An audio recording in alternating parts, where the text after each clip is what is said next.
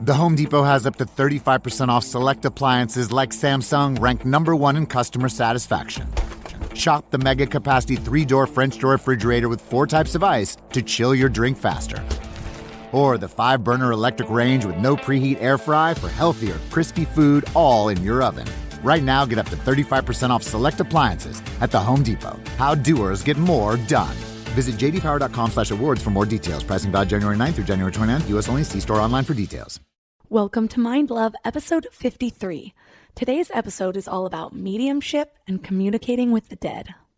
I value my hellos and my goodbyes so much more than I think I've ever given thought to. So I value the connections with people that I have, and I try to really consciously end them on really positive, loving notes. This time that we see each other, even if it's for coffee, it could be the last time. We just never know. Turn up your frequency with Mind Love. Bite-sized brain hacks for seekers, dreamers, and doers. It's time to give your mind a little love with your host, Melissa Monti.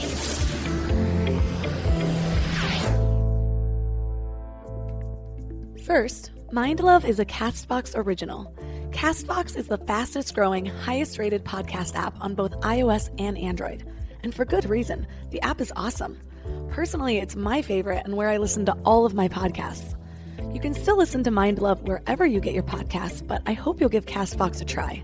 Second, don't forget to subscribe on whatever podcast platform you're listening on, and leave a review if you can. Reviews really help to entice more amazing guests, plus it helps me grow the show, which ultimately helps me give more value to you guys. Hi friends. If you've ever lost a loved one, you've probably had that burning desire to have just one last day with them, or even just one more conversation. Maybe you wish you would have said yes to go to his favorite restaurant that one last time instead of turning him down, or maybe you wish you would have said I love you one last time. When I lost my dad, the first few years I had so many regrets. Why didn't I spend more time with him? Why didn't I ask more questions about his life? Did I make him feel loved? I even regretted that time when I was 7, when my dad overheard me while I was hiding in the bathroom, telling my mom on the phone that I hated his house. It wasn't as good as ours. Regrets are brutal. But what if when someone passes, communication doesn't have to end? What if someone could help you bridge that gap between the physical world and the spirit world? What if you could even do it yourself? Today is going to be interesting and totally unique from other episodes, I think. We're not only going to talk to a medium and answer all of your most pressing questions about mediumship and communicating with the dead, we're also going to be doing a mini reading. And I think we made contact with my dead grandma. Be prepared, I do get a little emotional. This episode digs up a lot of past trauma with my family lineage, and also some regrets I have with the death of my dad that I am still working through. Our guest today is teacher, medium, and author Emily Stroia. She guides clients to heal the past and connect with past loved ones. She's also the founder of online school Intuitive Soul Academy. 3 key things we will learn are everything you wished you could ask a medium, how spirits communicate, and how to develop your own connection with spirit. Before we get started, I want to tell you about the best way to stay in your highest frequency between episodes. Thousands of listeners are loving my daily morning Mind Love emails. They're short daily reminders of your own beauty, magic, and power so you can start each day with your best mindset. Just go to mindlove.com and sign up right there on the homepage. Plus, you'll get some amazing free gifts when you do. First, you'll get a really cool free booklet of Powerless based on proven methods from the most successful people in the world to automate your highest decisions. Plus, you'll get a free guided affirmation meditation. It's set with a binaural frequency known as the miracle tone, which is known to make you a magnet for love, health, and abundance. Then it's layered with affirmations to perfectly tune your frequency for transformation. Just go to mindlove.com to sign up. Or if you're out and about, just text the word morning to 33777. That's morning to 33777. And now let's welcome Emily Stroia to the show. Hi, Melissa. Thank you for having me. Let's just dive right in. What's your backstory and how did you first discover your gifts?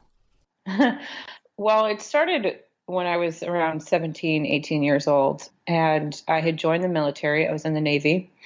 And during that time frame, I kept feeling drawn to spirituality and self-help. And I was just very curious about like meditation and learning everything that there was to learn about like the different religions in the world, to the mysticism and the spiritual aspect of philosophy and thinking and mindset. So that's when it really began for me. And I didn't even realize that it was beginning for me at the time. But it was a curiosity because I was looking for ways to heal from trauma and childhood abuse.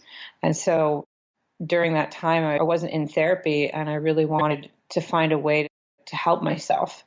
And so the spiritual journey really began for me around this time. And then I moved to New York after the military and I went to my first psychic ever. And she was amazing. I mean, I really enjoyed my session with her. And I also felt like there was something about her that reminded me of myself. There was definitely this mirroring effect. And so I decided after that to look up psychic classes. And that's really the beginning of my career. Is I enrolled in a psychic development class. It was like just a thing. Like I was just curious. I wanted to maybe just develop my intuition and get a little bit clearer in receiving guidance for myself. And then it turned into like a 2-year program. And now it's like an 11-year career. So there you go. From my understanding, all mediums are psychics, but not all psychics are mediums. So when you were first learning to develop your psychic abilities, when did you start to realize that you could also put mediumship on your resume? I was in a certification program and we were practicing a lot with doing like psychic readings and intuitive, a lot of different intuitive exercises. And during some of the readings, what would happen is I felt as if like there was somebody else there with me, as if like there was a spirit there. And I had never really communicated with a spirit, even felt as if there was another presence that wasn't like physically like in the present next to me. So I remember in some of the practice sessions we would do with each other that I would start feeling as if it wasn't just information coming from an intuitive place inside of me, but that it was coming from somebody else, like a loved one who had passed away or possibly like a spirit guide. And so it felt almost as if like I was the messenger or the medium in this exercises. And it definitely freaked me out at first. I was like, oh no, like this feels very awkward and uncomfortable. So that's how it started. That was the beginning of like me learning that there was a relationship to intelligence outside of myself that wasn't all from my intuitive, wise mind. I feel like a lot of people wouldn't be open to communicating with the dead. I mean, I grew up with horror movies, so my first thoughts about spirits and ghosts were hauntings and terror. So there's a lot of fear around them. What was that experience like for you? Were you frightened? For myself, after it started happening, I was getting very curious about it. I was like, is this real? Am I making this up? Because a lot of times what happens to people is they start thinking that they're going crazy or they're imagining voices. And so that was my fear, definitely, was that I was not in touch with my reality anymore, of which was not the case because I was very much in touch with reality, but I was just also experiencing the supernatural presences around me. And it would happen sometimes like randomly, just if I was hanging out with a friend or getting coffee with a contact or just having a meeting with somebody I just met. But sometimes I would feel as if their loved one was around them.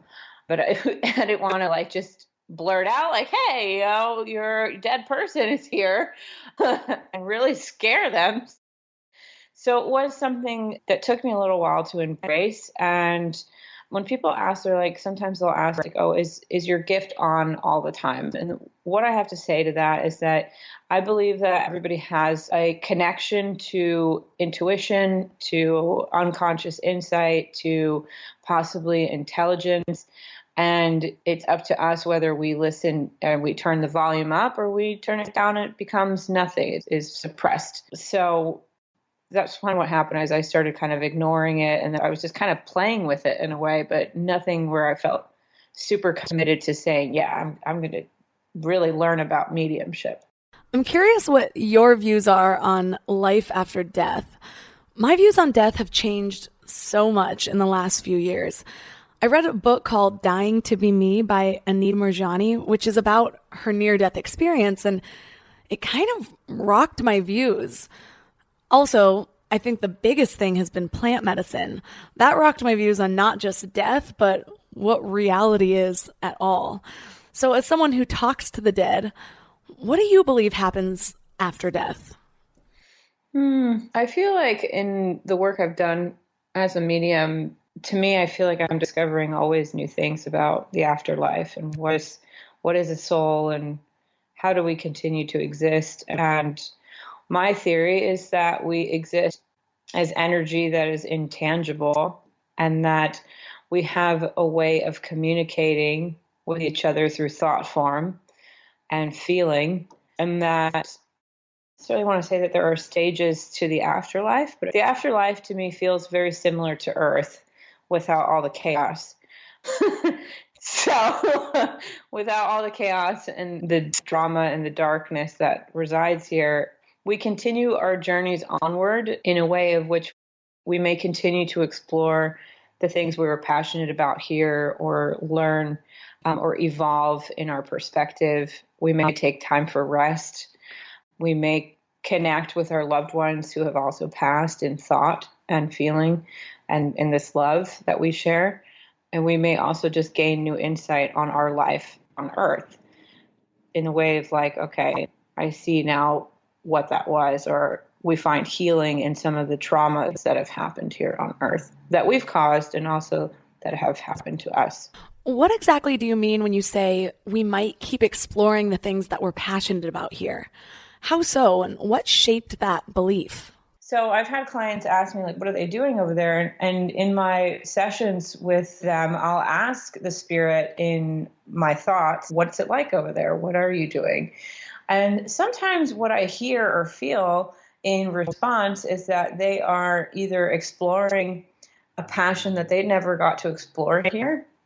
So maybe they were like a stay-at-home mom and they spent most of their life committed to raising their children and being in the family, but they had a passion or wanting to educate or become a teacher or a nurse or something. I'll find out in those conversations in my sessions is that they have gone on to like work with people in spirit who are in those fields or have these schools of thought or intelligence where they learn the things that they didn't get to learn here.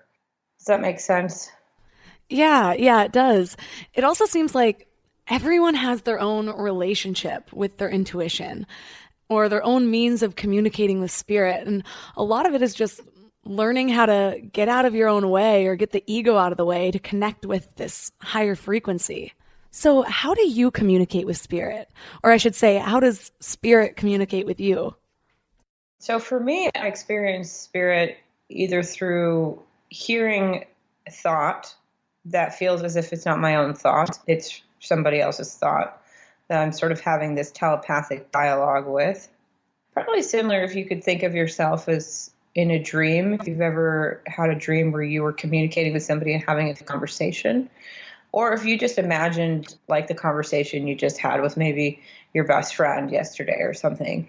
You can hear that person's kind of voice in your mind, or you can hear sort of what they were saying, or just phrases that might stand out to you. So for me, I hear them in this way.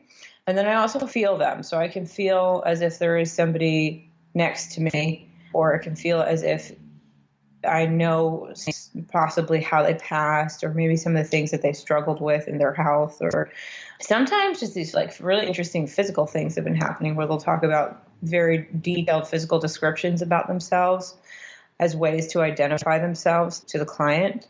So yeah, so feeling and hearing for me are very strong, as well as sometimes visual, like pictures and symbols. And so I describe it most of the time to anybody who is learning how to connect with the spirit is that it's like learning a code. You're kind of building this Morse code with them. And it takes time to really understand what it is that they're trying to say. So they'll use parts of your life, they'll use parts of your story to say things about themselves. So it's like you're playing a game of charades with spirit.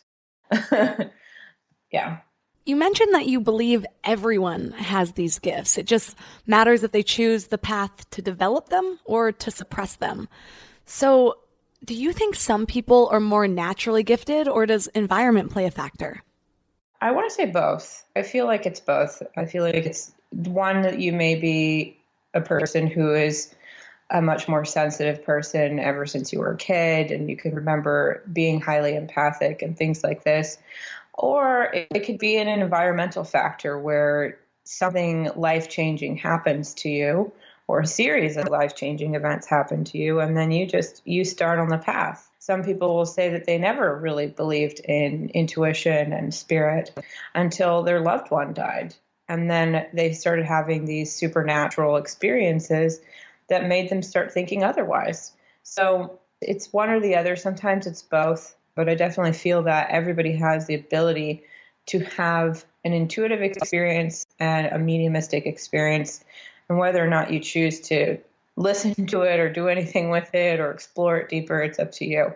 But I do feel like in life, we are constantly learning new things about ourselves. We may not know that we're an amazing chef until we take a cooking class and we realize, oh, wow, like I actually have a talent to do this, or I can do something with this. So it is similar to like anything that we explore in life in terms of passions and curiosities that we're rediscovering and reconnecting to, just realizing that we have a knack for something. I feel like if I had your abilities, or I should say, when I have your abilities, I'd just sit around and drink wine with spirits all day. So other than for work, how else do you use your gifts? Do you ever just communicate to uncover new information or to try to learn about the other realm? Yeah, I don't just do it for work.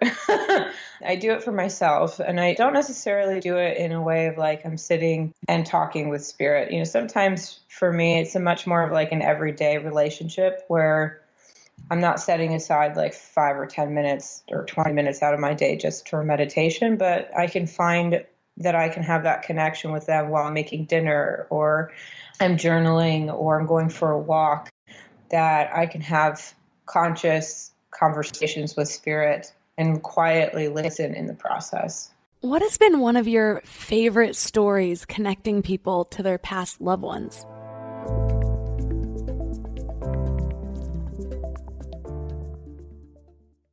Before we go deep today, I want to give you a little gift, and I want to give it to you every single day. It's called the Morning Mind Love. I know how life can be. You're all fired up after an inspiring episode, and then a new day or a new challenge comes at you, and it's just hard to keep up that energy. Well, the Morning Mind Love is kind of like an oracle from your higher self to help you start each day with a positive focus. Plus, when you sign up, you get 2 free gifts, a 30-minute binaural meditation and 30 days of journaling prompts to help you remember who you truly are. And it's all completely free. So join over 9,000 people and go to mindlove.com to sign up, or text the word morning to 33777. You know what's crazy? After all these years of hosting Mind Love and talking to some of the world's leading experts, one of the biggest eye-openers for me has been just how much our gut affects, well, everything. When my gut feels good, my mind feels clearer, my intuition is stronger, and I just feel more balanced. And that's why I'm excited about Zoe, a science-backed nutrition company that is totally changing how we understand our gut health. They've created the most scientifically advanced at-home gut test and built the world's largest microbiome database. So when you get your results, you're not getting generic advice. You're getting insights about your body that other companies just don't have the data to provide. There's also just so much misleading health information out there. Food companies even pay influencers to promote ultra-processed foods as healthy. And that's why I love that Zoe relies purely on science. Real science. The randomized controlled trial showed that participants were 4 times as likely to report better sleep and more energy, all thanks to the info from the largest microbiome database on the planet. So go to Zoe.com and find out what Zoe membership could do for you. And because you listen to Mind Love, you can use the exclusive code MindLove10 to get 10% off membership. As a Zoe member, you'll get an at-home test kit and personalized nutrition program to help you make smarter food choices that support your gut. That's Zoe.com. Use MindLove10 at checkout. Trust your gut. Trust Zoe.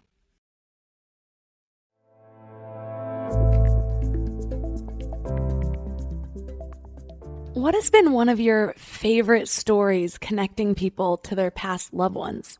Oh, man, there's so many.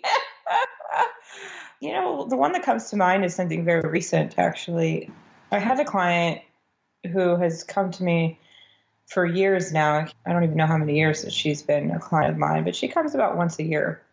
And when she first came to me, she was in a very deep state of grieving, and she lost her daughter very young. I think she was like maybe under 5 years old when she passed away. And I didn't know that she was looking to connect with her daughter, but she just told me she wanted a mediumship reading. So I said, okay. And so we worked together, and I felt her daughter come through. And the information that came in was about like how she'd passed, how she was doing on the other side, who she was with in terms of the family. And she gave some really great insight to her mom about their story as mother and child. And this really just kind of encouraging and uplifting message for her mom to keep going forward. And so every year she'd come back and we'd work together. And I think almost every single time her daughter would come through. Sometimes she'd come through for the whole session. Sometimes she would just be there very shortly, not for a long time. And eventually, over the years, I would watch my client grow from a very, really depressed, borderline suicidal place. So she was feeling very hopeless about her life. And she ended up meeting a man, fell in love. She started going to therapy. She's doing some grief work. She started really committing herself to her spiritual journey and her intuition, as well as developing a very deep relationship with her daughter in spirit. And so just recently, she reached out to me and she told me something that just warms my heart. She was like, Emily, I just wanted to tell you that session with you all those years ago changed my life in a way of I now know that she's always with me and I feel her around. And she does these funny, quirky things with her. She's turned her grief into love and humor. And it's so just amazing and transformational. And she's also getting married, is just in a much healthier, emotionally healthier, happier place. So what I've learned in this whole process is that mediumship can be really powerful for us in our grief, as well as helping us to just get messages to help us move forward in where we are stuck emotionally, and also finding new ways to live our life with more joy and feel better at the end of the day. So yeah, it's pretty amazing. That's so beautiful. I'm tearing up over here. It's crazy. I remember just yesterday she came in and she was heartbroken. You can imagine having a child and losing her. It's the worst. It's the number one loss in terms of grief to recover from. And here she is years later and she's getting ready to have her wedding. And she's like, oh, what does she have to say? Is she going to be there? And I get goosebumps talking about it because I'm I know that this woman's life is forever better, and she continues to just grow and flourish from having a mediumship reading.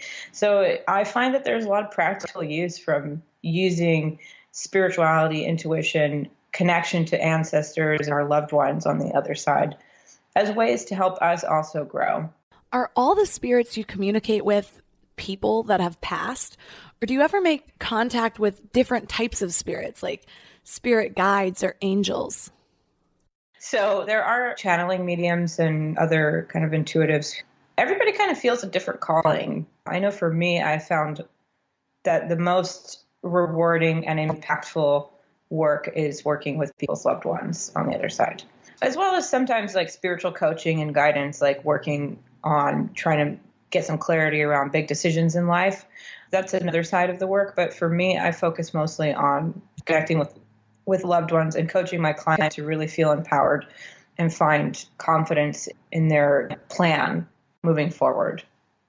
But there are different types of spirits from what I have experienced and felt myself, and they can be guides that you have never met before, and they're just around. They might be there to mentor you. They may have a similar story as you. There may be some sort of parallel career. Let's say you're launching into your business entrepreneur journey and you've attracted a guide who may have been some sort of really big entrepreneur at one point in life. It's very well possible that you'll have some sort of business mentor as a guide as well. Yeah, it does seem like everyone has their own unique relationship or communication style with their intuition or spirit. Like some people slowly start to open up their energy and receive guidance, and other people are just blasted open and suddenly hear voices clear as day. Actually, one such story, I had Paul Selig on in episode 38, and he had a really powerful awakening that left him clairaudient, and now he has channeled 6 books, some even in front of a live audience with 0 editing. They're just transcribed. And these books are just such profound truths. I've read all of them and they're amazing. So for anyone doubting these phenomena are real, that episode will definitely shake up your beliefs. But for those of us who are interested in developing our own relationships with spirit, you mentioned your first steps were developing your psychic abilities. So what were some of those first steps that really helped you to open those channels? The first step I can say for sure is some type of guided meditation or visualization. If you can find a meditation on connecting to spirit or a visualization, something that just feels, the intention would be to connect with loved ones who have passed or spirit in general, like an all-encompassing, just high energy sense of intelligence. So that would be the first step. 2 is definitely reading and research. So getting some knowledge, reading books on it, looking up experts who do this work and getting their books and studying it. And then 3 is practice. So really to see results, you have to get out of your comfort zone and get involved in some type of class or workshop or a circle, something where you can have a teacher who is instructing you and you can get results with students. You can practice and kind of play and in a safe environment where you're not just doing it alone and you're not just kind of winging it, but you actually have some sort of guided focus for yourself. Yeah, but the thing is, we have so many voices in our heads already. I mean, if you're not a frequent meditator, that shit gets loud. So how do you know if it's communication from spirit or just your own monkey mind? That's a good question. So many of my students will ask me that too. And it's hard to discern at first. That's why I suggest to really practice with meditation and working with somebody, because you can start to notice what is yours, your personality, what you're throwing in there, your own spice, and what is spirit. So for me, whenever I started to feel spirit in the beginning, to me, it felt as if it wasn't coming from myself. So it felt as if there was somebody there. Or I felt like I was getting information outside of myself. Sometimes some of my students will say whenever they feel spirit, they'll feel as if there's a presence in front of them or behind them, or they just there's a physical sensation in the body. So that's another way you can tell is any sort of physical sensations in the body that start to happen when you intentionally connect to spirit. You might feel as if your heart starts to race a little bit more, and that could be also fear or anxiety, but it does feel a little bit different from that. Or you're just feeling your temperature changes slightly, or feeling as if there's somebody there who's maybe gracefully touching your head, or just kind of feels like a heavier kind of energy near you. Does that make sense? So physical sensations are big. That's definitely one way to tell that it's not your monkey mind, but also that your body's having a physical response to the sense that someone is there. Or same thing, if you're sitting down and you're at a coffee shop and you're working on your laptop, and while you can't see behind you, you might feel as if there is somebody coming up next to you or coming to sit near you. Does that make sense? So we have these kind of intuitive feelings about things a lot in our environment as well. And that just is part of the practice of noticing the energy changing, the shift in your environment within yourself and also around you. When you're doing a session with somebody, do you ever worry that spirit is just not going to show up? Yeah, when I first started 10 years ago, I was like, oh my God, I don't think I could do this professionally. What if I get nobody? Like, nobody's coming. And if that ever happened, like, it was part of like the process. I just trusted that it wasn't the one for the job. And so it's very rarely happened that that's happened to me, but not anymore. And I don't have that fear anymore. I know that there's always going to be, usually, most of the time, there's always going to be somebody there. I don't want to put you on the spot or anything. Actually, I'm totally about to put you on the spot. But I would love to do a mini reading. Do you feel any spirits right now? I feel like there's a woman here beside me. She has this really, like, I explain, like, very gentle, like, graceful feeling to her. She may have just, like, carried herself this way in life. I feel, just a second while I work with her, I feel as if, like, I don't know if she was, like, a family member that kind of, she almost looks like as if, like, she passed a little bit younger for her age. Like, I feel as if, like, she would have been on the younger side, not like child young, but it definitely feels like a young woman that transitioned on the other side.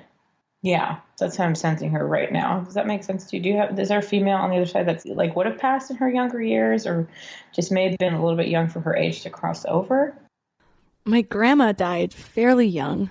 She had 8 kids, but I feel like she was still just such a young mother. She died at 41. Okay. Would you be able to, like, I'm just working with her for a second as she's kind of like making herself aware to me. I keep seeing like this picture almost as if, like, I don't know if she had like darker hair when she was younger, or if it was like very thick or something to do with it being, she keeps kind of bringing my attention to her face and her hair. And it's either that she just was very beautiful, like she looked really good for her age, and that's what she's trying to highlight, or it's like like a literal thing that she had darker hair. Does that make sense to you at all? Well, it's interesting that you say one photo, because I only really have one photo of her. It's in black and white, and her hair looks really dark in the photo, almost brunette. But from what I hear, in real life, it was more of a strawberry light brown, kind of my color. People have always said I look like her, which obviously makes me feel good because they've also said that she was extremely beautiful. Okay. Well, it must be what she's talking about, because she keeps taking me to this one image of her, and I feel like I'm looking at some sort of like just picture of her, and she keeps sort of highlighting her hair and her features, and she looks great. So that's indication to me that she must have carried herself well, or looked very well, even with the fact that she'd had several children and everything. Like, she looks like she carried herself very well. When I connect with her, she gives me this impression of her passing feeling almost like it feels very quick. It feels like a pretty fast transition or exit from here. Does that make sense to you? It just feels as if like it's really just downhill, or it just happened super fast.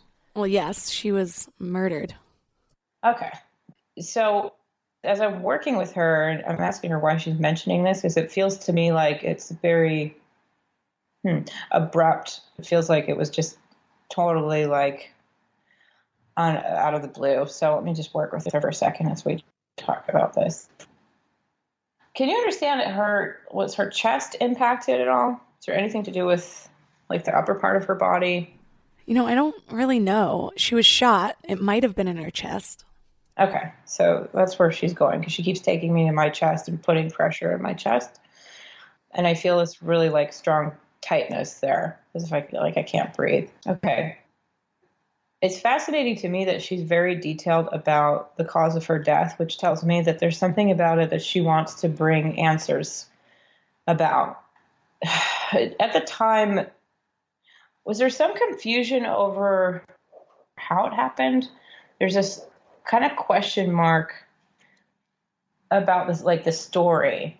That's what I'm sensing. There's some sort of like question regarding the story of her passing. Does that make sense to you? You know, I'm not sure. I wasn't alive at the time. We do know who did it. I don't know how many details you want, though. No, that's fine. I feel like she definitely shows me that they know who did it, but there's some sort of like ambiguity or something about the storyline that just feels really strange. It's like, I don't know how else to say it, but it's just like something about it feels confusing. I don't know what that means. She keeps showing me like a building or a house. Did he enter her home? Like a break-in or something, or living near the neighborhood? I keep feeling like I'm near some sort of building or house with her. I believe it happened right outside her home. Well, both of their homes. Okay.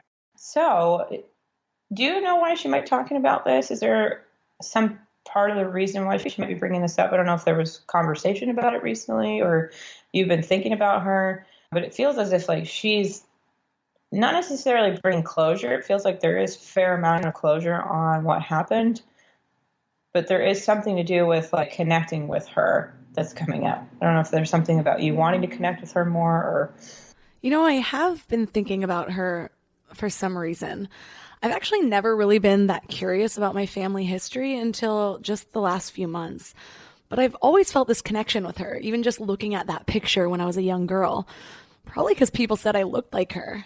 And our birthdays are one day apart. And I just always thought of her like this amazing woman, almost like an angel that I never got to meet.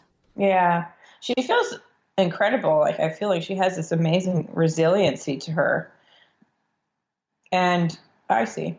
She also wants to bring closure to family. Huh. Interesting. Okay. Is there any connection with your dad and her? Yeah, and my dad died also, actually. Okay. Because she keeps saying I'm connected to her dad. Does that make sense to you? Yes. Mm-hmm. They must be related or something because she keeps bringing this like bond between them. Does that make sense? Yeah, they were always really close. When my dad died, he wanted to be buried next to her, but he was cremated. So we buried part of his ashes in the same lot that my grandma was buried in. Okay. That has to be part of it too. She's taken me to dad. Oh, I just got these goosebumps. She's giving me this feeling that she's taking care of your dad now. That she wants me to tell you that they're together. Okay, I should probably fill you guys in. Here's the story about the death of my grandparents on my dad's side. My dad's parents, Robert and Joan, had 8 kids. My dad was the oldest. My grandfather was apparently very abusive. My dad told me he would even tie my grandma up and whip her with cords and all sorts of unimaginable things. As my dad grew older, he started to try to defend my grandma. My dad said that that's even what motivated him to become an all-state wrestler, was just to learn to fight back. According to my dad, as all of the kids aged, the abuse started to move down the line of kids, and that's when my grandma finally got the courage to leave him and ask for a divorce. Well, he didn't like that idea, and he ended up taking her outside of the home and bringing her into his truck to have a conversation, and he shot her and killed himself. Well, the suicide note was like 9 pages long, kind of rambling, and in it, he blamed my dad for the stress he called. He said he leaves everything to his kids, and he named all of the other siblings, 7 siblings, by name, and then to my dad, Robert Jr., he left $1, just like a final end-of-life burn. Well, 7 of the kids were split up between family, and I know that most of them didn't feel very loved, so they've all kind of had a lot of processing to do. But at the time, my dad was 18, so he ended up being able to go out on his own and going down a path and numbing with a lot of drinking and drugs until he knocked up a woman at age 31, my mom, and that eventually set him sober for the rest of his life after a few other mishaps when I was really young. But throughout my life, this story was just unfolding as I got old enough to learn more. The first time I heard the whole story, I'll never forget. I went with my dad to an AA meeting, and he was sharing his testimony that day. And I didn't think I had to pay that much attention until I heard the story. And I think he braced me beforehand and said, "You're going to learn a lot about this family right now."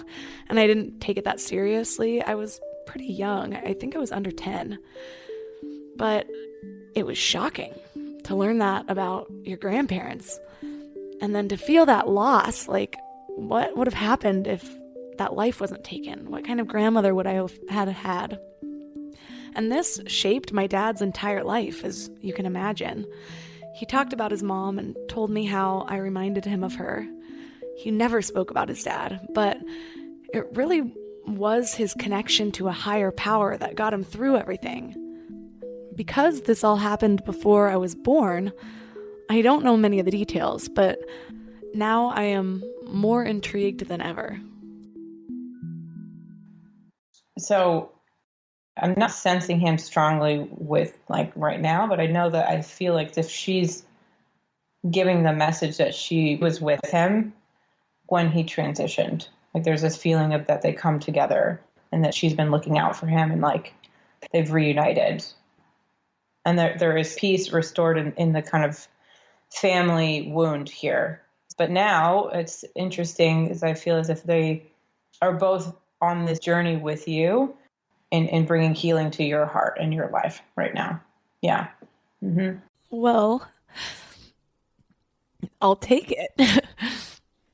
Oh, gosh. I don't know if you've been sleeping a little bit better at night, but they're talking to me about your sleep and like she's either getting better sleep and the sleep patterns have also changed. Does that mean anything to you? Well, it could mean one of two things. I have been really conscious about making sleep a priority this year for the first time ever and getting a full 8 hours in. But it's also funny because, especially this last week, my dreams have been crazy vivid to the point that I've mentioned it to my husband, and I have been wondering if it has to do with my intuition cracking open. It almost feels like I have more going on in my dreams than my life awake. Yeah, it could be that. And also them, sometimes they probably knew that this was going to happen today, that you were going to get some sort of a session on this podcast. So sometimes too, what happens is that people become a little bit more sensitive to their energy or to spirit or the sort of intuitive state of mind or being in this state prior to connecting with their loved ones. Yeah. It's almost like you're getting ready for like a big trip and you might have the jitters before you go, or you might have a lot more vivid kind of feelings, or just sometimes that happens with me at least. So, but it feels to me that they're both around you quite a lot. And I feel as if like they've been big advocates for you in terms of your healing journey, particularly around loss, but also like in this sense of your own identity, like finding your identity again. That's what I'm hearing. Well, tell them I'm working on it. So your grandma, I feel like she could talk to you for a long time. And so she feels like quite chatty. So I don't know if you know that about her, or she was just a woman who really enjoyed chatting with her family for long periods of time. But I feel like she would just love to sit across from you at the table and talk to you about her life with your dad. I feel like there's a chance that you will feel your dad and her around soon, or just you'll have a closer connection to them. I just sense that they're going to be around in this way of steering your spiritual journey and really also like you opening up, not just to your intuition, but to spirit, like really feeling this very deep awareness of them around. And I feel like I sense like dad comes through and gives me this just like warm hug, like yeah, that's really lovely. Just warmth that comes through with him, and that he's okay. He wants you to know that. It's interesting that I'm glad that you specifically said something about her being there when he transitioned, because it was always my biggest regret that he died alone.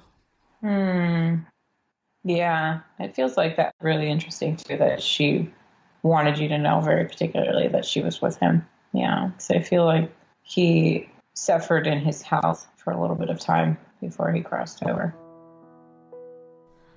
I was in college when my dad died, and I was flying from San Diego to the Bay Area pretty often to visit him. And one weekend, it was just really hard. He was moved to hospice. He could barely talk. I had to hold his cup for him so he could sip from a straw. And you have to understand that my whole life, my dad was like Superman. He was muscular. He had so much energy. I have visions of him doing pull-ups all the time. So to see him so weak and helpless was really hard for me. Well, the last day I was there, I sat next to his bed and just held his hand for over an hour and fell asleep with my head on his arm. And we didn't have a lot of intimate moments like that in our life. I'm sure he would have loved to, but I was kind of a standoffish teenager. Well, I laid with him for a while and he just slept and I just was cherishing the time. And my stepdad came to pick me up to go to the airport. Well, when I was a little kid, my dad used to grab my face and put our eyes really close and say, eyeball to eyeball, I love you. So I took his face in my hands and whispered, eyeball to eyeball, I love you. And I said goodbye and I looked back as I walked out of the room and my dad just stared into me with this longing look in his eyes, like he knew it was the last time he was ever going to see me. I remember walking out of the parking lot and just breaking down, literally falling to my knees. And a few days after I got back to school, my aunt called and said my dad wasn't doing so well and I should probably come home. And I couldn't. It was too hard. And I was also young and immature and a little bit self-absorbed. But I'd already been dealing with this for a year and I thought, I'll go the next weekend. Just let me have one more week to recoup. And a couple days later, I woke up to a phone call that my dad had died. And it took me a really long time to forgive myself. And bringing up these feelings again, there's obviously stuff I still need to work through. But it gets better. It's like a wave. It has its ups and downs, but even now, 14 years later, every now and then, that wave just crashes into me, like today. So thanks for dealing with my emotions, guys. We're getting raw today.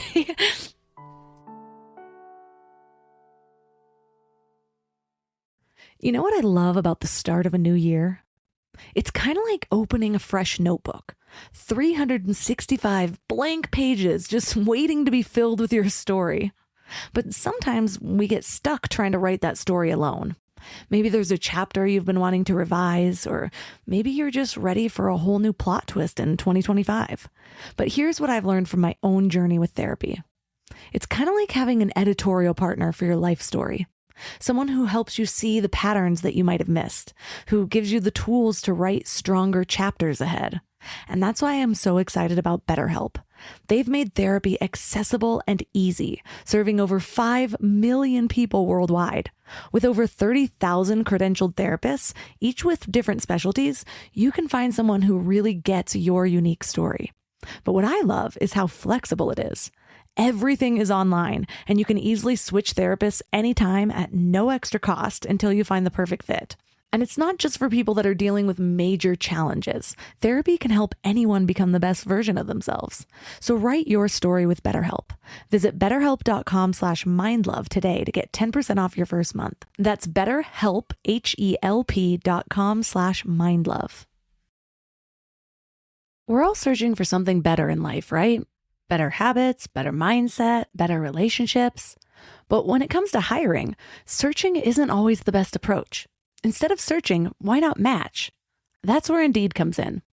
If you need to hire, you need Indeed. It's your go-to matching and hiring platform with over 350 million global monthly visitors. Their matching engine helps you find quality candidates fast. And I mean really fast. Did you know that in the minute I've been talking to you, 23 hires were made on Indeed worldwide? That's what I love about Indeed. It's like having a mindful hiring assistant. Instead of getting overwhelmed by endless resumes, you can schedule, screen, and message candidates all in one place. The platform actually learns your preferences, so the more you use it, the better it gets at finding people who align with your vision. And get this, 93% of employers agree that Indeed delivers the highest quality matches compared to other job sites. That's why more than 3.5 million businesses worldwide use Indeed to hire great talent fast. I just love that it keeps all of my hiring processes organized. I can do everything right there instead of having spreadsheets and notes and video call links. And listeners of the show will get a $75 sponsored job credit to get your jobs more visibility at Indeed.com/mindlove. Just go to Indeed.com/mindlove right now and support the show by saying that you heard about Indeed on this podcast. Indeed.com/mindlove. Terms and conditions apply. Need to hire? You need Indeed.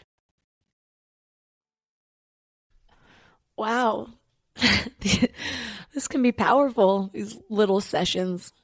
Yeah, that's only like, what, 15 minutes? Imagine like 50 minutes of working with them. Yeah, I mean, I feel like I have more questions than when I started, but it just kind of popped open my curiosity. The situation with my grandparents has just always been kind of a tunnel of darkness for that side of the family. It feels like it's healing now, though. I do sense that there's going to be a lot more growth for the family as a tribe over the next like 10, 20 years. And you may be part of that, that your journey is also going to heal and be a source of light and transformation for the other people around you. Well, thank you so much for sharing your gift with me. Pretty impromptu. It was very intense for me, but I can totally understand how that can really jumpstart a lot of healing in relationships with people that have passed. I already feel like I have a stronger connection, if that makes sense. So thank you. Yeah, you're welcome. I always suggest that people, if they have sessions like this, especially with such a heavy kind of story, it's like you may be just more sensitive right now in this window, this like week. So I would definitely just suggest to take care of your body today and maybe even journal about, this experience and what resonated with you in terms of the messages. And it may just bring even more healing and also emotional relief for you over the weekend. It seems like you have to really get into your energy body and open yourself up to other people's dead loved ones. So how do you protect your own energy to make sure you don't drain yourself? Well, I set boundaries. So depending on like the amount of clients I have for the day or something, I don't really work with more than 3 a day. And I also just give myself like time after to process that. But I've also learned how to like let go, like to not be attached to a session.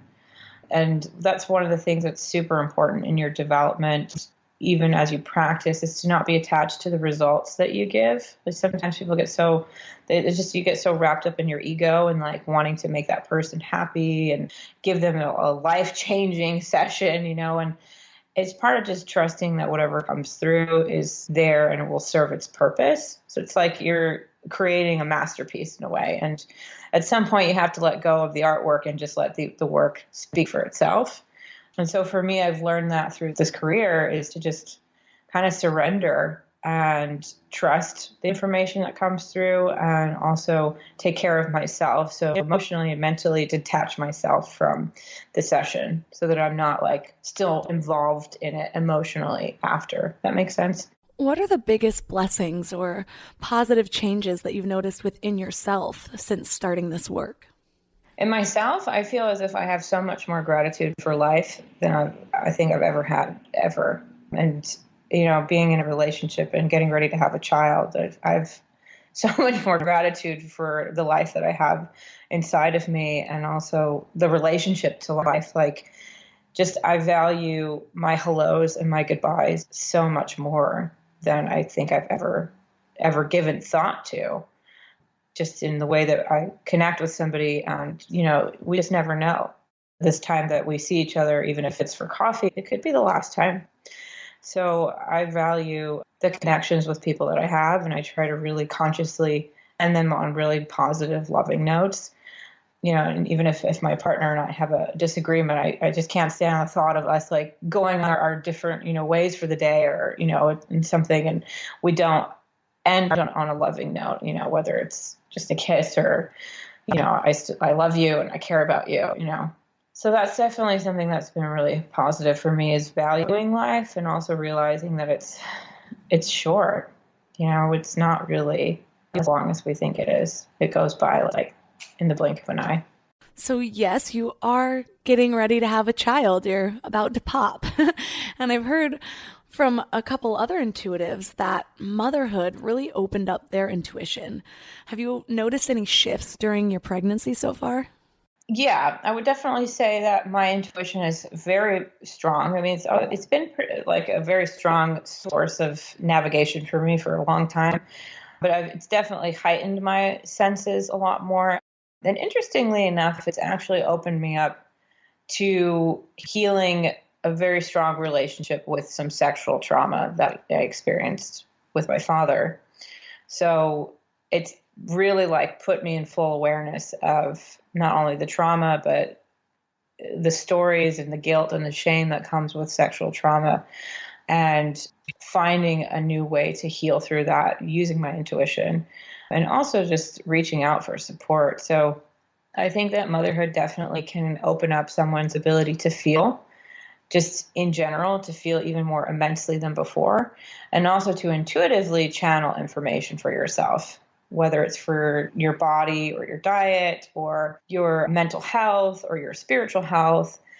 I definitely have sensed a huge change in my own mindset, to my relationship to God, to the universe, as well as my relationship to myself has changed so much. It's just very positive. It's very beautiful and incredible. I'm so intrigued by the thought of giving birth, because I also see that to be a very spiritual experience of being in this very primal state and allowing myself to be very connected to my body, as well as to the intuitive aspect of listening to my body. So, yeah. You're also able to communicate with pets. And that might sound silly to some people, but I am so awkwardly and uncomfortably close with my dog Maverick. He's like this little part of me. Literally, he's like this shadow that's just with me everywhere. So I'm curious, how is that different at all from communicating with human spirits? Not that spirits are human, but you know what I mean. I find that connecting with pets feels to me a lot more of like picture and feeling than so much like a telepathic thought, where I feel as if sometimes I'm having a dialogue with the person in spirit. With animals, I feel like I'm having a dialogue through photos and feeling, and they'll show me different things about their life. And it's so much more simpler than talking with people. It just feels like such a more simpler conversation. And they sometimes will talk about their death as well as a way to closure to their owners, especially if their owners feel they should have done something more or things like that. They carry sometimes guilt around what happened in their death. So they'll kind of mention that. But their energy just feels just very light and very kind of heavenly and very happy-go-lucky. There's just always kind of just freedom and flow with pets than with people, I've noticed. They have a very different vibration than we do, for sure. Well, thank you for everything you've shared with us today and for allowing me to experience your gifts. So for listeners who are resonating with you and might even want to have their own session, where can they connect with you online? If you want to work with me, I offer sessions, and I also do courses. I have online courses where you can learn how to become a professional psychic medium or spiritual teacher. So my website to work with me privately is www.emilystroia.com, and that's S as in Sam, T as in Tom, ROIA. And then if you want to study and actually learn how to develop your gifts, it's intuitivesoulacademy.com. Well, that was a lot. At this point, I have a ton of questions, but something about it did give me closure on some things I've been holding on to. It's been about a week since this reading, and since then, I've just felt this sense of calm. I also feel a greater connection to both my grandma and my dad. So some of you might believe it's in my head, but isn't everything in our heads? Isn't the way we feel the thing that truly matters anyways? Also, keep in mind that this was only 10 minutes or so, and as she said, spirit communicates in symbols, so it's like playing a game of charades. And just like in charades, everyone starts out throwing out guesses that are all over the place. And as you first develop a relationship with the communicator, and then start to narrow down the information you're receiving, the messages become clearer and clearer. So what are your thoughts?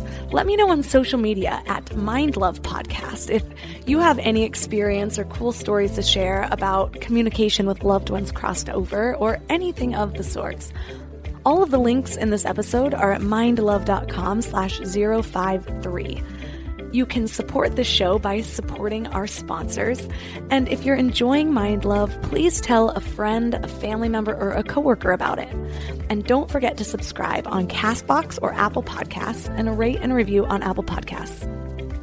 Also, for some extra inspiration between episodes, don't forget to sign up for the Morning Mind Love at mindlove.com or text morning to 444-999. Thanks for giving your mind a little love today, and I'll see you next week. Thanks for tuning into Your Higher Frequency with Mind Love.